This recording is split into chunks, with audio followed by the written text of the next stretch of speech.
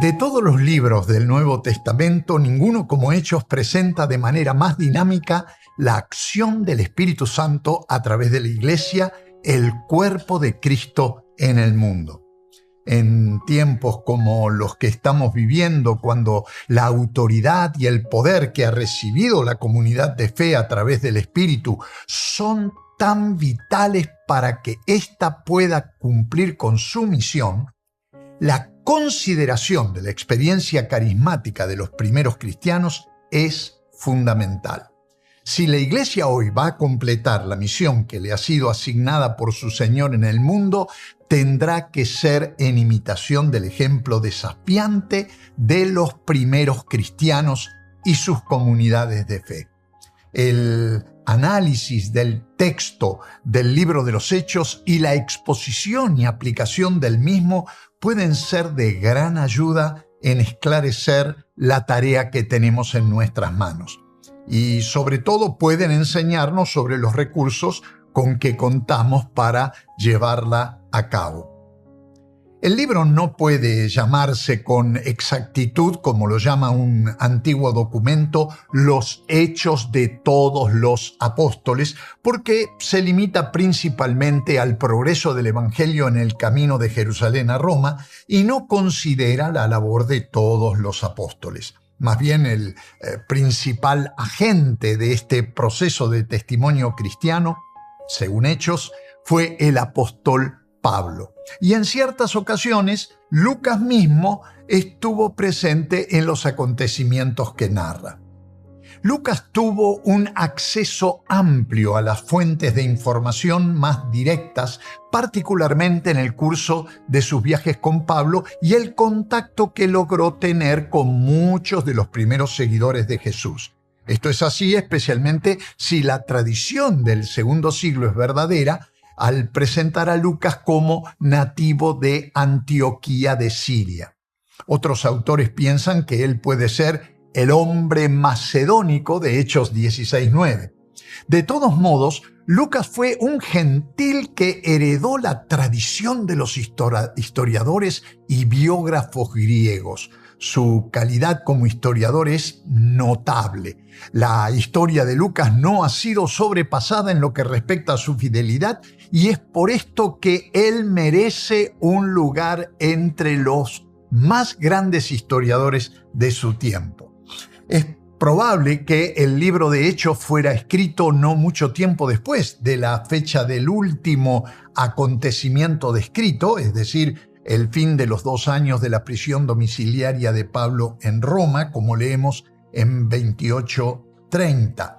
La nota optimista con que termina la historia parece indicar la fecha anterior a la persecución bajo Nerón en el año 64, si bien hay eruditos que le asignan una fecha muy posterior.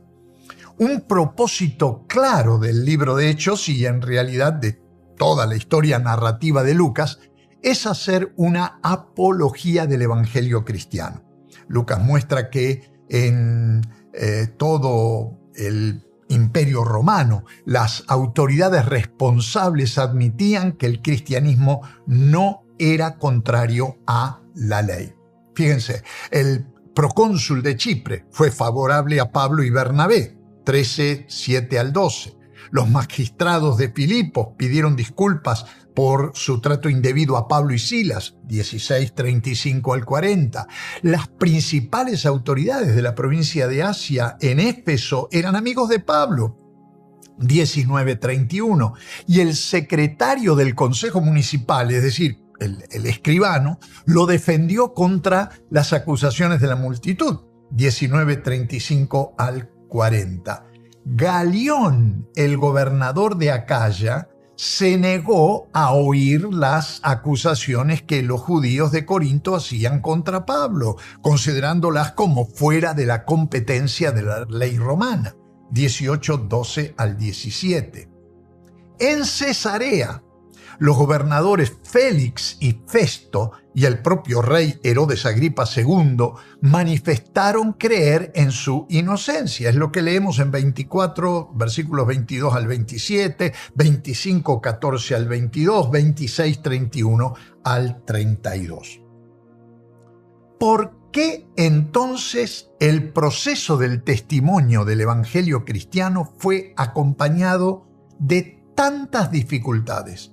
Lucas responde señalando a los líderes judíos de todo el Imperio Romano. Todos los ataques contra los cristianos que él menciona fueron instigados por los cabecillas judíos, con la excepción del azotamiento y prisión en Filipos y la revuelta en Éfeso. En estos dos últimos casos, la reacción se produjo porque la proclamación del Evangelio afectó a ciertos intereses creados de los gentiles. De una ciudad a otra, Pablo y sus compañeros viajaron ofreciendo las buenas nuevas, al judío primeramente y de sinagoga en sinagoga. Pero casi invariablemente el mensaje apostólico fue rechazado en estos contextos y los apóstoles tuvieron que volverse a los gentiles. De modo que, mientras Hechos cuenta el avance del testimonio del Evangelio en las comunidades gentiles del imperio, registra también su rechazo por parte de la mayoría de las comunidades judías. Pablo resume dramáticamente este rechazo al citar Isaías 6, versículos 9 y 10 hacia el final del libro, capítulo 28, 26 y 27. Usando palabras citadas por el mismo Jesús en igual sentido. Lo más importante al considerar cuidadosamente este dinámico libro del Nuevo Testamento es notar el papel protagónico del Espíritu Santo, acompañando a la iglesia en el cumplimiento de la misión encomendada por el Señor.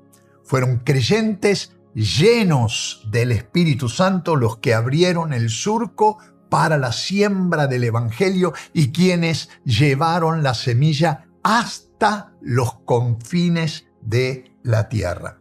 Una y otra vez encontramos en Hechos a los cristianos siendo llenos del Espíritu Santo de manera personal o colectiva y actuando con poder y autoridad en la comunicación del Evangelio del Reino. Además, Jesús fue bien claro y contundente cuando prometió: cuando venga el Espíritu Santo sobre ustedes, recibirán poder. Hechos 1:8.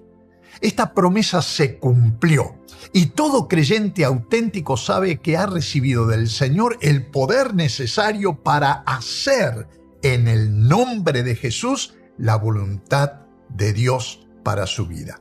Cuando el creyente es lleno del Espíritu Santo, este poder se actualiza y opera de manera plena. Cada episodio en estos hechos redentores, fue acompañado por la presencia y acción poderosa del Espíritu a través de creyentes consagrados al servicio del reino de Dios. Las señales y prodigios, lo mismo que los milagros, ocupan un lugar muy particular en la narración histórica de Lucas y generalmente son seguidas por el asombro y la admiración de quienes fueron testigos de ellas. El resultado de estas manifestaciones poderosas del Espíritu Santo fue un gran crecimiento numérico, una expansión geográfica notable y una profundización asombrosa del alcance de la misión. Hechos es un documento bíblico fundamental para comprender el papel del Espíritu Santo en el desarrollo de la misión cristiana en el mundo, especialmente en la dirección de su estrategia misionera. Los discípulos respondían a las indicaciones del Espíritu, aun cuando no siempre entendían el porqué ni las circunstancias de su obediencia. No obstante, llama la atención la cantidad de versículos en Hechos que se refieren al crecimiento numérico de la iglesia, tanto en términos del número de nuevos creyentes como en términos de la cantidad de nuevas congregaciones. El libro termina con uno de los protagonistas más destacados, el apóstol Pablo, predicando el reino de Dios y enseñando acerca del Señor Jesucristo, dice el texto, sin impedimento y sin temor alguno. Precisamente por hacerlo lleno del Espíritu. Y esta historia continúa hasta el presente toda vez que, ungida por el Espíritu Santo, la Iglesia proclama y enseña el Evangelio eterno.